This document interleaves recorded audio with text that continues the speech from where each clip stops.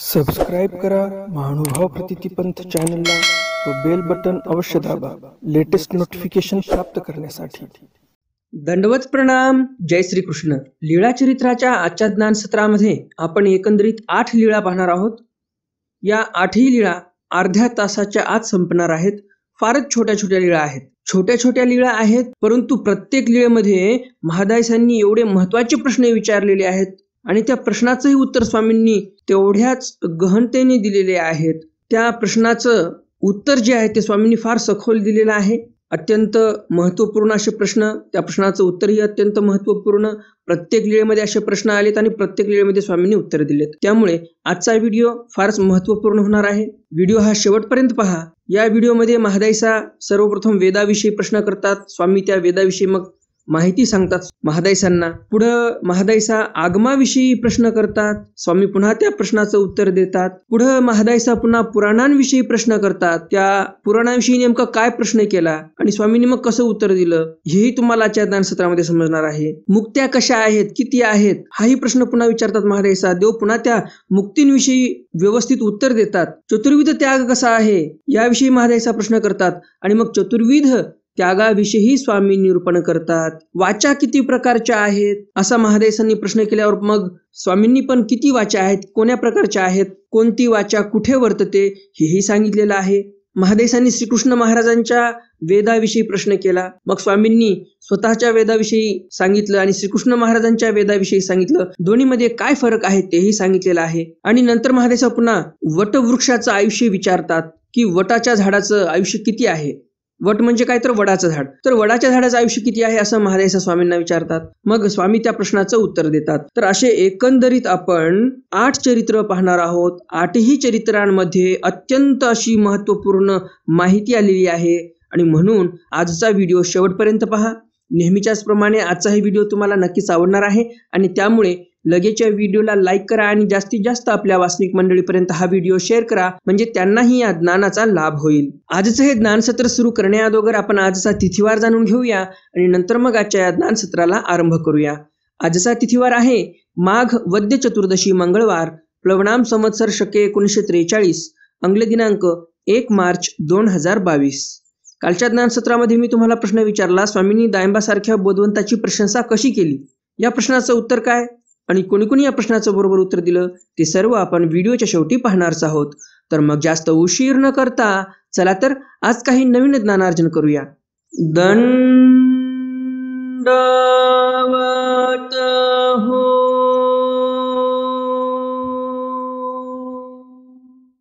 मी ईश्वरदास महानुभाव सर्वांचं स्वागत करतो आपल्या महानुभाव प्रतितीपंथ या YouTube चॅनलमध्ये। आजच्या या ज्ञानसत्रातील लीळा क्रमांक आहे लीळा चरित्र अज्ञात लीळा, लीळा क्रमांक 19। तथा वेद वक्तृत्व कथन, वेदाविषयी स्वामींनी कथन केलं, चांगली माहिती सांगितली महादायसांना। एकुदी गोसावी आसनी उपविष्ट असती, महादायसी गोसाव्या ते पुसले जी जी हे वेद कवनी ठावणी जाणती। स्वामी एके दिवशी असंच आसनावर बसलेले होते। स्वामींजवळ महादायसाही बसलेल्या होत्या। महादायसांनी प्रश्न विचारला, जी जी हे जे वेद आहेत हे कोण्या देवतेपर्यंत ज्ञान सांगू शकतात, कोणत्या देवतेपर्यंत ज्ञान या वेदांमध्ये आलेलं आहे असं महादायसा प्रश्न करतात। सर्वज्ञ म्हणतले बाई कवनी एकू वेद विभागू चैतन्याचे अस्तित्वात ते जाणे तथा बोले। स्वामी म्हणतात, बाई 4 वेदापैकी एक वेद म्हणजेच सामवेद जे आहे त्या सामवेदामध्ये जे उत्तरील मीमांसा आहे, जे उत्तरील मीमांसा कांड आहे त्यामध्ये पंचकर्ण महद्वाक्य म्हणून आहे। त्या पंचकर्ण महद्वाक्यामध्ये चैतन्याविषयी माहिती आलेली आहे की माया एक वस्तू अशी आहे जी या ब्रह्मांडामध्ये कार्य करते। अस्तित्वात ते जाणे म्हणजे काय, चिन्मय वस्तू एक आत असं ज्ञान त्या सामवेदामध्ये बोललेलं आहे। सामवेदातील उत्तरील मीमांस कांडामध्ये पंचकर्ण महद्वाक्य जे आहे त्यामध्ये ही माहिती आलेली आहे असं स्वामी इथे महादायसांना सांगतात। म्हणजेच याचा अर्थ काय निघाला की वेद जे आहेत ते मायेपर्यंत ज्ञान ठेवतात की सामवेदामध्ये मायेविषयी बोललेलं आहे। स्वामी असं उत्तर देतात, हे एक वक्तृत्व त्याचे रहाटीचे, त्यांच्याच रहाटीमध्ये असं आलेलं आहे आणि म्हणून आम्ही हे तुम्हाला सांगितलेलं आहे असं स्वामी महादायसांना सांगतात। म्हणजे देव कुठलं सांगत आहेत, देवतेंच्या ग्रंथामधीलच ज्ञान महादायसांना सांगत आहेत. कारण देव काय म्हणतात, तयाची राहटीचे म्हणजे त्यांच्याच राहटीमध्ये असं आलेलं आहे आणि ते आम्ही तुम्हाला सांगितलेलं आहे. काही लोकांना काय वाटते की ईश्वरदास फारच खोलचा अर्थ सांगतात आणि हे सांगायला नाही पाहिजे. ब्रह्मविद्येचं जे गुह्य ज्ञान आहे ते कोणाला सांगितलं नाही पाहिजे असं म्हणतात. आता हे जे मी सांगितलं तुम्हाला हे काय ब्रह्मविद्येतलं गुह्य ज्ञान आहे का, असा विचार केला पाहिजे तुम्ही पण. आता स्वामीजी ते म्हणतात की आम्ही त्यांच्याच राहटीतलं तुम्हाला सांगत आहोत की ही देवता अशी आहे किंवा हे शास्त्र हे धर्मग्रंथ या देवतेपर्यंत जाणीव ठेवतात, ज्ञान ठेवतात, हे सांगायला काय हरकत आहे. आणि शेवटी देवच म्हणतात ना की आम्ही त्यांच्याच राहटीतील ज्ञान जे आहे ते तुम्हाला सांगत आहोत. कारण की महादेसांनी वेदांविषयी प्रश्न केला. मग आता वेदामध्ये काय ज्ञान आलेलं आहे हे देव काय ब्रह्मविद्येमधून सांगणार का, वेदामधूनच सांगावं लागेल देवाला. तर असा थोडा विचार करत जा सर्वजण आणि नंतर कोण्यातरी एका निष्कर्षावर पोहोचत जा. अज्ञात लीळा लीळा क्रमांक 20. तथा आगम वक्तृत्व कथन. तथा म्हणजे त्याचप्रमाणे देव आगमाविषयी माहिती सांगतात. एकोदी महादायसी पुसले जी जी हे आगम कोणी ठावणी. महादेसा म्हणतात जी जी हे आगम कोण्या ठाऊन स्वतःमध्ये ज्ञान ठेवतात किंवा कोण्या देवतेच्या स्थानापासूनची माहिती या ग्रंथांमध्ये आलेली आहे. सर्वज्ञ म्हणते बाई हे चारी आगम सिद्धकृत ते आगम भैरव वेरी जाणती. स्वामी म्हणतात बाई हे चारही आगम म्हणजे स्वच्छंद ललित हा एक आगम आहे, मंथान भैरव हा दुसरा आगम आहे, आदी हा तिसरा आगम आहे, कादी हा चौथा आगम आहे. तर हे चारही आगम सिद्धकृत म्हणजे अष्टभैरवांनी तयार केलेले आहेत आणि ते आगम भैरववेरी जाणती त्या आगमांमध्ये भैरवापर्यंत ज्ञान आलेलं आहे. हे त्यांची स्थानीचे वक्तृत्व हे त्यांच्या ठिकाणचं बोलणं झालं. अज्ञात लीळा लीळा क्रमांक 21. तथा पुराण वक्तृत्व कथन. त्याचबरोबर स्वामींनी पुराणाविषयी माहिती सांगितली महादायसांना. एकुदी महादायसी पुसले जी जी ये पुराण कवनी ठावणी जाणती जी. पुन्हा महादायसा विचारतात या पुराणांमध्ये कोणत्या देवतेच्या स्थानापासूनची माहिती आलेली आहे. सर्वज्ञ म्हणते बाई पुराणे क्षीराब्दीपर्यंत देखती. पुराण जे आहेत ते क्षीराब्दीच्या नारायणापर्यंत पाहतात आणि क्षीराब्दीच्या नारायणापर्यंत ज्ञान या पुराणांमध्ये आहे. हे त्याचे लोकीचे वक्तृत्व हे त्यांच्या लोकीचं वक्तृत्व आहे. त्यांच्या लोकांमध्ये असं सांगतात ते. ऋषिकृत्य कवित्वे जुन्या काळामध्ये म्हणजेच लाखो वर्षापूर्वी जे ऋषीमुनी होऊन गेले त्या ऋषीमुनींनी जे काही देवतेंचे स्थान पाहिले, क्षीराब्दीचा नारायण पाहिला, सत्य कैलाश वैकुंठीचे हरिहर ब्रह्मादिक पाहिले, स्वर्गीचा इंद्र पाहिला, अंतराळीच्या गंधर्व देवता पाहिल्या, अष्टदेवनीच्या देवता पाहिल्या, कर्मभूमीच्या देवता पाहिल्या. या सर्व ऋषींनी हे सर्व देवता पाहिलेले आहेत प्रत्यक्ष आणि मग त्यांनी पुराण रचले काव्य रूपाने आणि सर्व त्या पुराणांमध्ये त्यांनी लिहून ठेवलं स्वतः त्यांनी काय काय पाहिलं. आणि म्हणून मी तुम्हाला सांगू इच्छितो पुराण म्हणजे थोतांड असं कधीही समजायचं नाही. आपली ब्रह्मविद्या जी निघालेली आहे ते या पुराणांवर जिज्ञासा करता करता बऱ्यापैकी महादायसांनी खोदून खोदून प्रश्न जे विचारलेले आहेत ते पुराण ऐकून आल्यावरच प्रश्न केलेले आहेत महादायसांनी. स्वामींना पण कुठेतरी हे पुराण पण महादायसांना सहाय्यभूत ठरले होते स्वामींपाशी जिज्ञासक बनण्यासाठी. आणि म्हणून हे जे लॉर्ड मेकॉले शिक्षण पद्धतीतून हे जे पिलावळ बाहेर निघत आहे सध्याला, कारण हे भारतामध्ये सर्व लॉर्ड मेकॉलेची शिक्षण पद्धती आहे आणि या इंग्रज अधिकाऱ्याने जी शिक्षण पद्धती भारतावर थोपवलेली आहे या शिक्षण पद्धतीमधून जे काही पिलावळ बाहेर निघते आणि स्वतःला प्रोग्रेसिव्ह समजते तथाकथित पुरोगामी हे जे लोक तयार होतात आणि या पुराणांवर शंका घेतात. अरे पुराण म्हणजे थोतांड आहे, अरे पुराण म्हणजे एक काव्य आहे आणि तुम्हाला तर माहितीच आहे काव्य म्हणजे कविकल्पना असते, असे लोक सांगतात. तर या मूर्ख लोकांच्या नादी लागायचं नाही ज्यांना स्वतःच्या मायबापांचा सन्मान ठेवता येत नाही आणि हे चालले आमच्या पुराणांवर टीका टिप्पणी करायला. आता तुम्हाला असं वाटेल की ईश्वरदास असं का म्हणत आहे बरं आमचे पुराण म्हणून. यामागचं कारण असं आहे भागवत पुराण पण 18 पुराणांपैकीच आहे आणि भागवत पुराणामुळेच आपल्याला श्रीमद भगवद्गीता मिळाली. महाभारत भागवत हे आपल्या ऋषीमुनींनीच लिहून ठेवले व्यासांनी आणि म्हणून तर आपल्याला गीता ग्रंथ मिळालेला आहे. आणि आपण सर्व म्हणतोच गीता म्हणजे संस्कृतमध्ये आहे आणि सूत्रपाठ म्हणजे मराठीतील गीता आहे असं आपण म्हणतो आणि गीतेचा आपण पारायणही करतो. आपण मानवापंथीय सर्व गीतेला मानतो आणि म्हणून जे पुराण आहे भागवत पुराण ज्या पुराणामुळे आपल्याला श्रीकृष्ण महाराजांच्या लीळा समजल्या अशा पुराणाला जर कोणी नावबोटं ठेवत असेल मग तो कितीही मोठा माणूस का असेना, कितीही मोठा राजकारणी का असेना, त्या माणसाकडे आपल्याला लक्ष द्यायचं नाही. आता तुम्हाला माहितीच असेल कोण कोण राजकारणी आहेत जे म्हणतात की या भारताला भागवत पुराणाची गरज नाही, या भारताला गीतेची गरज नाही, असे म्हणणारे लोक तुम्हाला माहिती असतीलच. जास्त काय बोलणार नाही, पुन्हा तुम्ही म्हणणार की राजकारणाच्या गप्पा चालू केल्या. तर हे जे कोणी राजकारणी असतील यांचं बिलकुल ऐकायचं नाही. राजकारणी लोक म्हणजे काय, तर राजकारणी लोक म्हणजे फक्त स्वतःची खुर्ची राखून ठेवण्यासाठी वाटेल ते खोटं बोलायला तयार असणारा एक प्राणी आहे. असं म्हणत नाही मी सर्वच राजकारणी खराब आहेत, परंतु सध्याच्या काळामध्ये आपल्याला असे बरेच दिसतात की जे स्वतःच्या खुर्चीसाठी, स्वतःची खुर्ची सुरक्षित राहावी म्हणून कितीही खालच्या पायरीला जायला तयार आहेत, कितीही खोटं बोलायला तयार आहेत, स्वतःच्या धर्माला नाव बोटं ठेवायला तयार आहेत, धर्मग्रंथांना शिव्या द्यायला तयार आहेत. असे राजकारणी आहेत जे स्वतःला सेक्युलर म्हणून घेतात, आम्ही धर्मनिरपेक्ष आहोत, छाती ठोकून सांगतात, जे की असं बोलताना स्वतःला लाज वाटायला पाहिजे की आम्ही धर्माला मानत नाही म्हणणाऱ्या अशा लोकांना लाज वाटायला पाहिजे. तर हे लोक छाती ठोकून सांगतात आम्ही सेक्युलर आहोत, आम्ही धर्मनिरपेक्ष आहोत. तर असो, मला एवढं सांगायचं की आपल्या धर्मग्रंथांना कोणी नावबोट ठेवत असेल तर अशा व्यक्तीला स्वतःच्या खेटरापाशी पण उभं करू नये. मग तो राजकारणी असेल, समाजकारणी असेल, समाजवादी असेल किंवा कम्युनिस्ट असेल, कोणीही असो, आपल्या धर्मापेक्षा कोणीही मोठं नाही. स्वामी काय म्हणतात की हे ऋषी लोकांनी केलेलं कवित्व आहे. काय म्हणतात देव, हे त्याची या लोकीचे वक्तृत्व, ऋषी कृत्ये कवित्वे, हे 18 जे देखिले ऐकिले अनुभविले ऐसी कवित्वे वक्तृत्वे. स्वामी म्हणतात की जुन्या ऋषीमुनी लोकांनी जे काही पाहिलं, स्वतः जे काही देवतेंची स्थानं पाहिले, त्यांचं वर्णन त्यांनी धर्मग्रंथांमध्ये केलेलं आहे. प्रत्यक्ष त्यांनी पाहिलं आणि लिहून ठेवलं, आणि मग तेच धर्मग्रंथ आपल्यापर्यंत चालत आलेले आहेत आणि आपण त्यांचं श्रवण करतो, असं देव म्हणतात. अज्ञात लीळा, लीळा क्रमांक 22. तथा मुक्ती कथन. स्वामी मुक्तीविषयी माहिती सांगतात महादायसांना. एकुदी महादायसी पुसले जीजी, या चारी मुक्ती म्हणजे ती काय.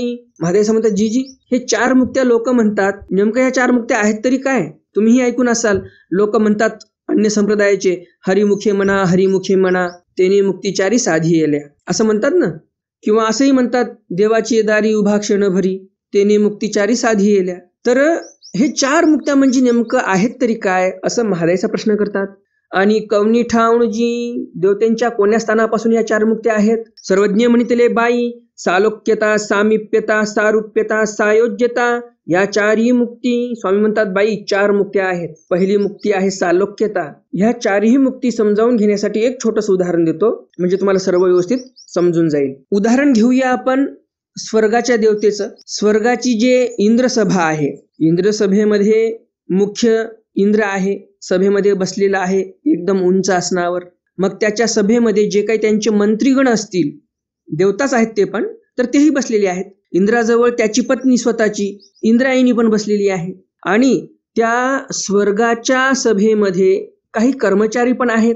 कोणाला काही लागत असेल, कोणी कोणाला हवा घालत आहे, कोणी स्त्रिया आहेत, मेनका वगैरे ह्या अप्सरा नृत्य करत आहेत, कोणी तिथे द्वारपाल आहेत, असे कर्मचारी पण तिथे काम करत आहेत.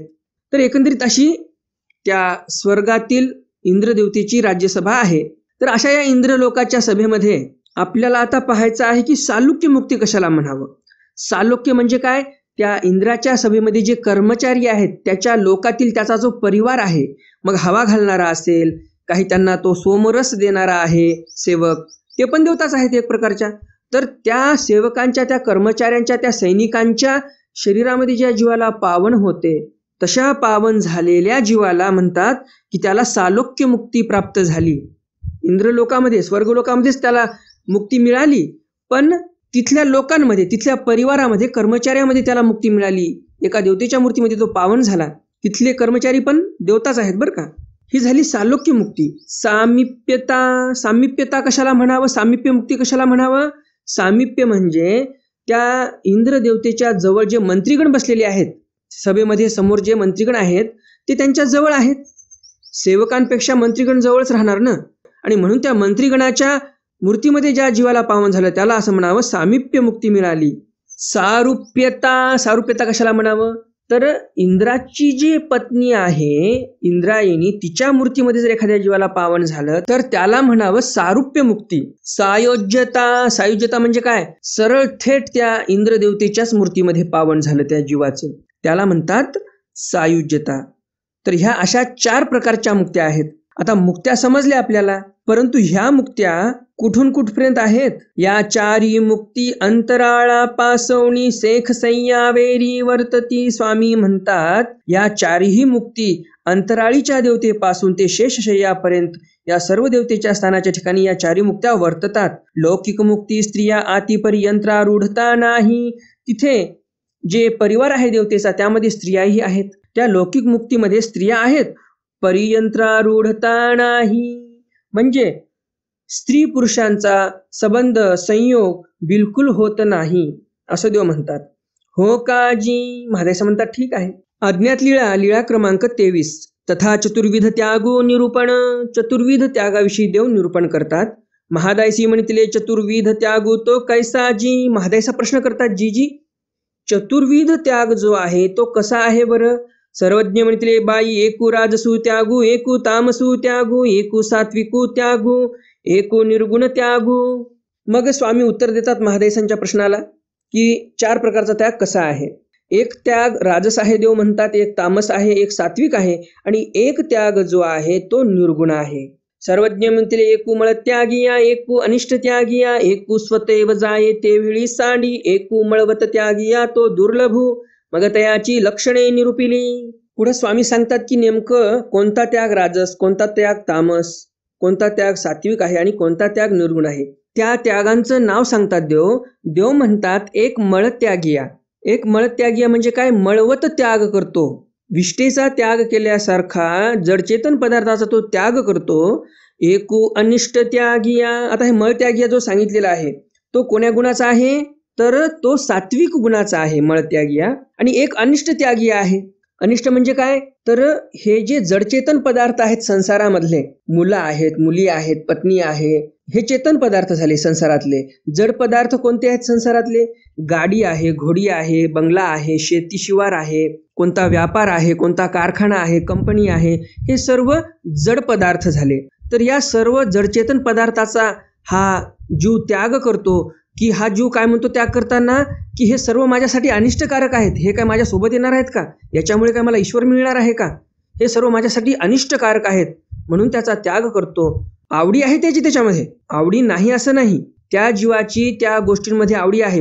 मुलामध्ये आवडी आहे, मुलींमध्ये आवडी आहे, पत्नीमध्ये आवडी आहे, जे काही घरदार शेती शिवार आहे, कंपनी आहे, कारखाना आहे, जे काही त्याची मालमत्ता आहे त्याच्यामध्ये त्याची आवडी आहे. परंतु त्याला असं वाटते हे सर्व माझ्यासाठी अनिष्टकारक आहे म्हणून तो त्याग करतो की यामुळे मला परमेश्वर तर मिळणार नाही असं म्हणतो तो आणि त्याग करतो. जरी आवडी असली तरी त्याग करतो. तर या त्यागाला म्हणतात राजस त्याग. एकू स्वतैव जाय ते वेळी सांडी. एकू स्वतैव जाय म्हणजे घर गेलं, गाडी गेली, बंगला गेला, शेती शिवार गेलं, काहीतरी त्याच्यावर मोठं अनिष्ट आलं आणि फार मोठी त्याची आर्थिक हानी झाली आणि सर्वच त्याचं हिरावून घेतल्या गेलं. अशी वेळ आली त्याच्यावर की त्याच्या खिशामध्ये 1 रुपया राहिला नाही, सर्व निघून गेलं. आणि मग शेवटी तो म्हणतो जाऊ द्या, आता गेलं सर्व, चला देवाकडे जाऊया, ईश्वराला अनुसरूया. असा जो विचार करतो सर्व गेल्यानंतर याला म्हणतात तामस त्याग. गेलं सर्व, दुःखीस्त आहे आणि मग शेवटी म्हणतो चला देवाच्या शरण जाऊ, याला तामस त्याग म्हणतात.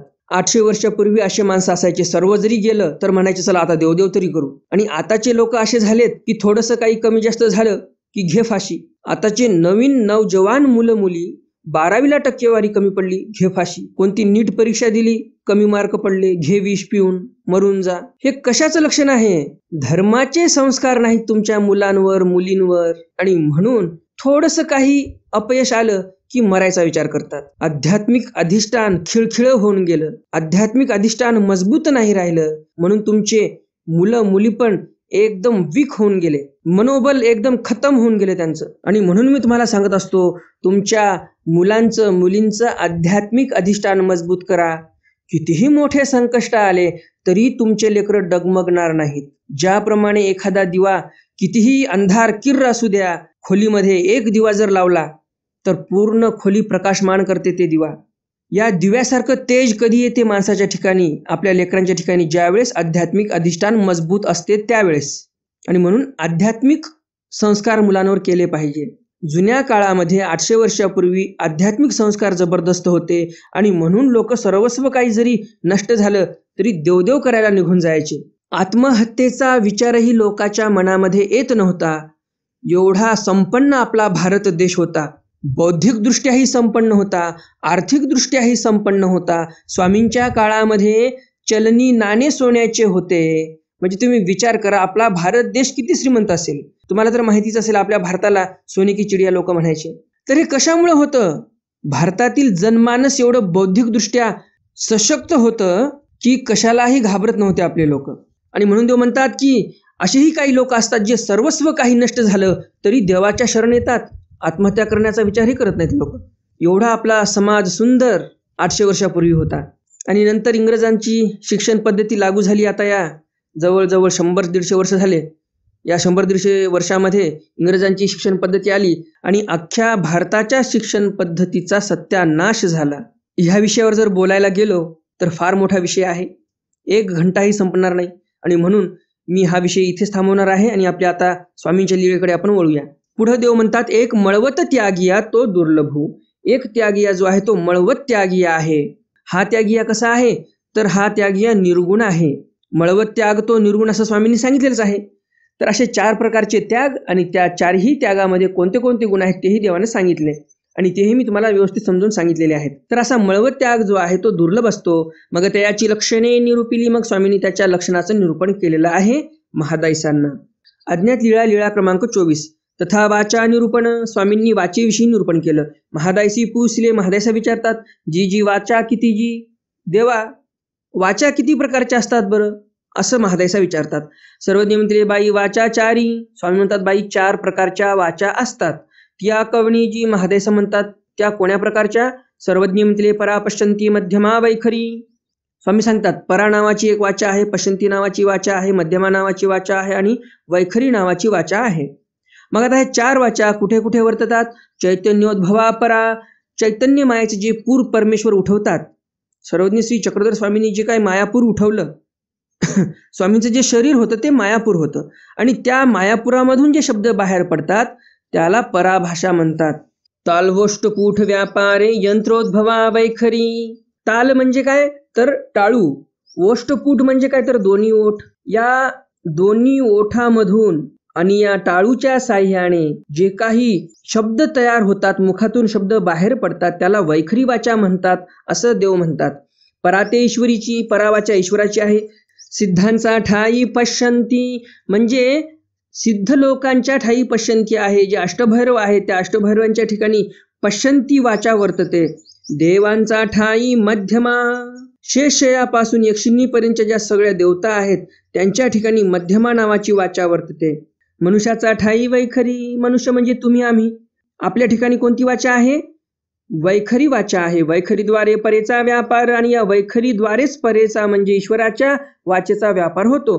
गोसावी बहुत निरूपण केले. स्वामी अशा प्रकारे खूप निरूपण करतात भक्तजनांना. अज्ञात लीळा, लीळा क्रमांक 25. श्रीकृष्ण वेधू निरूपण. श्रीकृष्ण महाराजांच्या वेधाविषयी स्वामी निरूपण करतात. एकुदी महादायसी गोसाविया ते पुसले, जी जी आजी पुराणी श्रीकृष्ण अवताराची वेदवंती निघाली. गाई गोधना गोपी जना वेधू वाखा निलायसी प्रत्यक्ष वेद शक्ती निरूपिली जी.